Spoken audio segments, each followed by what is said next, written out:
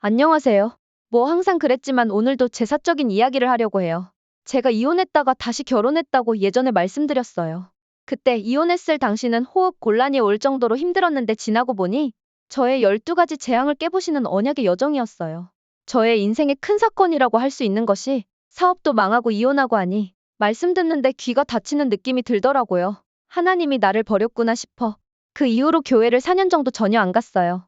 저의 3, 60일에 각인대로 열심히 살았어요. 교회 다시 돌아올 때 많이 힘들긴 했어요. 다른 교회를 갈까 생각도 하고 알아도 봤었어요. 그러나 하나님의 인도로 같은 교회에 오게 되었어요. 2년 정도 다시 교회 다니면서 하나님의 말씀으로 치유받았어요. 교회를 다니는데 지금의 남편을 만나게 되었어요. 남편과 3개월의 짧은 기간에 만남과 결혼이 이뤄졌어요. 그러다 보니 제가 속해 있는 기관에서 말이 좀 있었어요. 사람들을 일일이 찾아가 설명할 수 없고, 코로나라 교회를 안 가는 시기였고, 또한 저랑 친분도 없으니 그럴 필요성도 못 느꼈어요. 또 상황이 짧으니 이것을 말로 하는 것은 한계가 있더라고요. 제게 들리는 소리는 이혼한 사람이니 막 결혼한 것이고 또 다시 이혼할 것이다라는 저주까지 퍼붓더라고요. 그들은 교회에 영향을 주는 직분자들이었기 때문에 아주 큰 반감을 가지게 되었어요. 물론 저와 포럼이 통했던 사람들은 저를 아니까 응원해줬었고요. 저를 알지 못하는 사람들이 판단과 저주를 하는 거죠.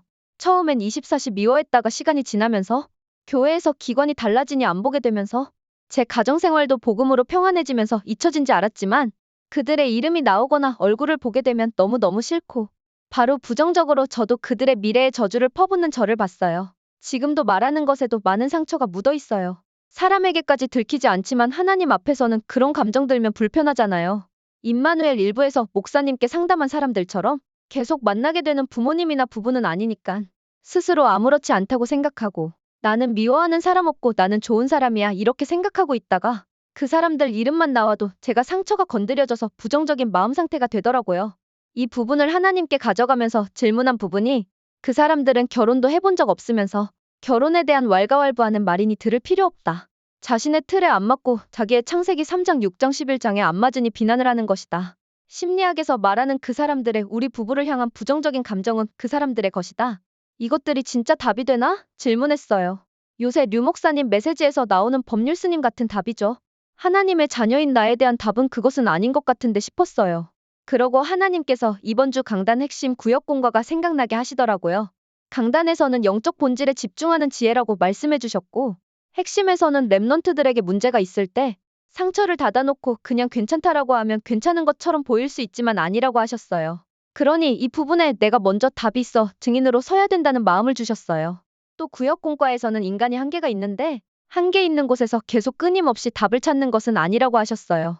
제게 하나님이 주신 답은 이것을 이런 생각하고 저런 생각하고 저의 창세기 3장 6장 11장의 수준의 생각으로 받아들여지는 것은 받아들이고 거부되는 것은 거부하며 나를 세우는 것이 아니고 오직 치유자는 그리스도임을 믿고 이것을 가지고 진심으로 치유받고 싶은 마음을 그리스도께 나아가는 것이 중요하다는 마음을 주셨어요. 그러고 어제 기도 수첩을 하는데 수로보니게 여인이 예수께 나아와 엎드렸다고 하시는 것이에요. 제게 답이 됐어요. 창조주인 예수 그리스도께 나아가 엎드리는 것이구나. 그리스도와 절대 만남이 이루어지고 사건을 가지고 나에게만 주신 하나님의 절대 계획 발견되며 언약을 깨달은 자가 됨을 알게 하셨어요. 그리고 오늘은 에바다 선교. 근원적으로 닫힌 것을 열어야 되며 사람을 의지하지 말고 나의 갇혀있는 상태로 괜찮다 안 괜찮다 아니고 하나님께 나오는 근원적인 능력을 체험하게 하시려고 이 사건을 주신 것임을 알게 되었어요. 제 닫힌 영을 열는 축복을 체험하고 증인 되게 하시려고 창세전 영세전에 계획된 사건인 거예요. 처음엔 24시 미워하면서 미워하는 마음과 욕하는 모습 그대로 들이며 보좌를 향했고 지금은 좀 더 성숙한 모습으로 보좌를 향해 가는 것을 가르쳐주고 계세요. 요한계시록 8장 3절 4절. 다른 천사 하나가 제단 앞으로 나왔습니다. 그 천사는 금향로를 들고 있었습니다. 금향로에 향을 가득 채워 성도들의 기도와 함께 보좌 앞에 금제단에 내려놓았습니다. 향의 연기가 천사의 손에서 하나님께로 올라갔습니다.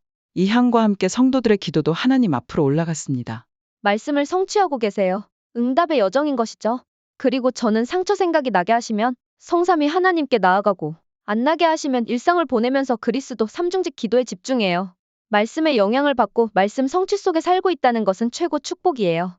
지금은 사건이 그냥 작은 인간관계의 문제 같지만 그 사람들과 안 보면 그냥 문제가 없는 것처럼 보이지만 영적 세계에 영향이 있고 개인의 삼교회와 업의 전부 관계가 있어요. 393의 영향이 있어요.